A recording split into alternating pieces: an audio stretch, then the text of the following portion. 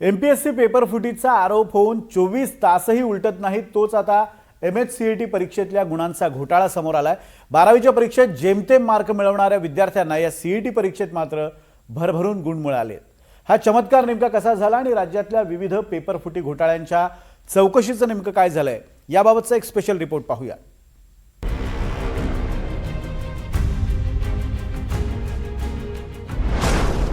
नीट नंतर आता सीईटी परीक्षेतही घोटाळा।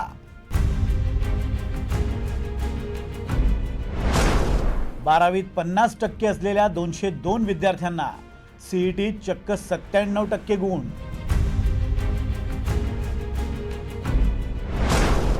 पुणे विद्यापीठात बोगस डिग्री रॅकेट सक्रिय।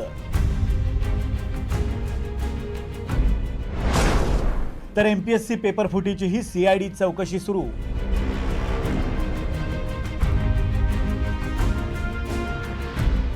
विद्यार्थ्यांच्या मागचं पेपर फुटीचं शुक्लकाष्ठ काही केल्या थांबत नाहीये।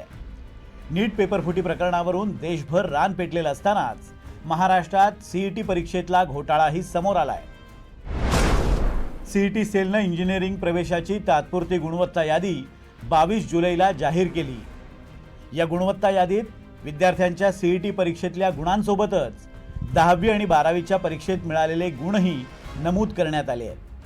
धक्कादायक बाब म्हणजे ज्या विद्यार्थ्यांना 12वीत पीसीएम गटात 40 ते 50% पर्सेंटाईल गुण मिळाले होते, अशा तब्बल 202 विद्यार्थ्यांना सीईटी परीक्षेत चक्क 97% पर्सेंटाईल पेक्षा अधिक गुण मिळाले आहेत। तर 12वीत 60% कमी गुण असलेल्या 572 विद्यार्थ्यांना सीईटीत 97% गुण मिळाले।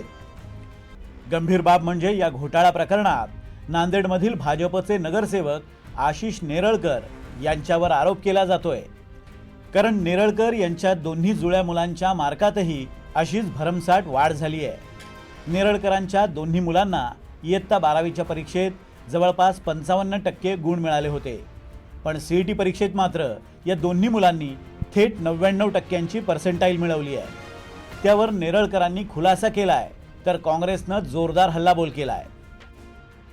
माझे मुलं हे जुळवा आहेत, हे ट्विन्स जन्मलेले आहेत। ते पहिलीपासून 12वी पर्यंत सोबत एकाच वर्गामध्ये, एकाच क्लासमध्ये आणि एकाच ट्युशनला आणि एकाच कॉलेजमध्ये ऍडमिशन घेतलेलं आहे। त्याच्यामुळे सेम मार्क पडणं हे काय वेगळं नाहीये। मी काय म्हणतो की पक्षाचा याच्यात विषय नाही, माझ्या लेकरांचा आयुष्याचा विषय आहे। माझे लेकर एकतर 18 वर्षाच्या कमी आहेत, पण तुम्ही त्यांना पक्ष म्हणून त्यांच्यावर तुम्ही काही कारवाई करत असाल तर हे योग्य नाही। तुम्ही अभ्यासामध्ये त्यांचं जे न्याय आहे ते दाखवून देतील त्यांनी।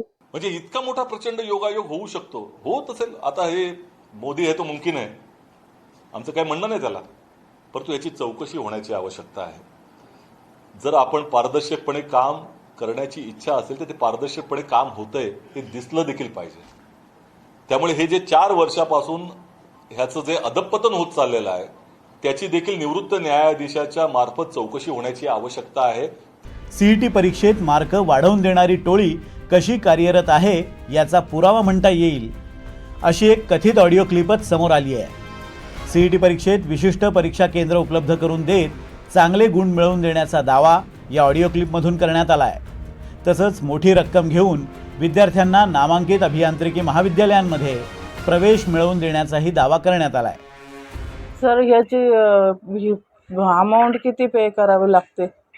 बघा, टॉप 3 जर गव्हर्नमेंट घेऊन चलाल तुम्ही, जसं VCTI, PICT आणि COEP ना, सो त्यामध्ये नाही का आपण तुम्हाला मिनिमम 13 ते 14 lakhs मध्ये करून देऊ शकतो। बघा, ते पण आफ्टर ऍडमिशन पे करायचे आहे। नाही, कमी याच्यामध्ये मॅम होईल निगोशिएबल, पण तुम्हाला माहिती आहे की तुम्ही जर प्रायव्हेट कॉलेजसाठी जर जाल तर तेवढं पर्सेंटाईल नाही पडलं, तुम्हाला माहिती आहे की तुम्हाला बजेट जास्त लागेल CSE साठी। आणि कधी कधी काय होतं की CSE ब्रँच पण मिळत नाही तुम्हाला, जी ब्रँच हवी आहे ती।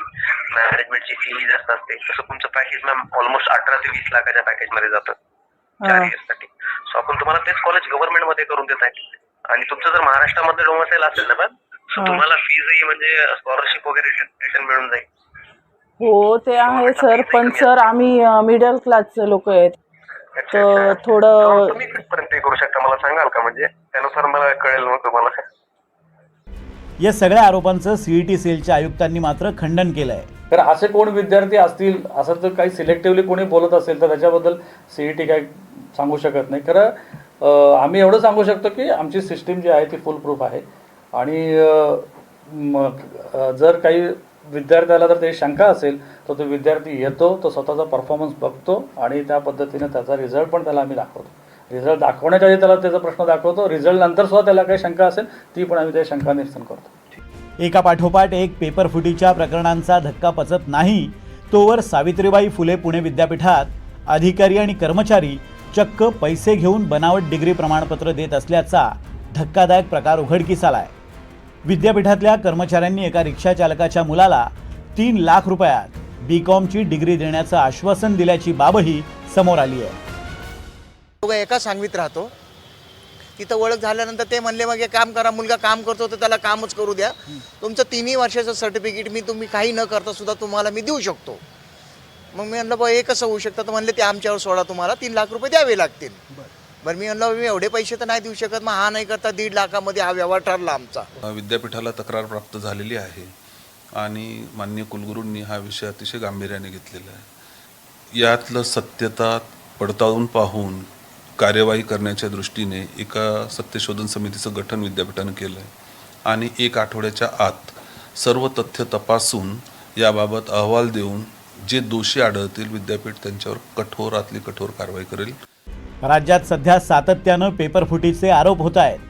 MPSCनं घेतलेल्या औषध निरीक्षक पदाच्या परीक्षेतही पेपर फुटीचे आरोप झाल्यानंतर आता या प्रकरणाची CID चौकशी सुरू झाली आहे. तसंच नंदुरबारच्या ज्या कोचिंग क्लासेसवर आरोप झालेत त्या क्लासेसचीही चौकशी सुरू झाल्याचं समजतंय. पण सतत होत असलेले पेपर फुटीचे आरोप आणि शैक्षणिक स्तरावरील सतत गोंधळाचं वातावरण पाहता दिल्लीप्रमाणेच महाराष्ट्रातही पडसाद उमटू शकतात.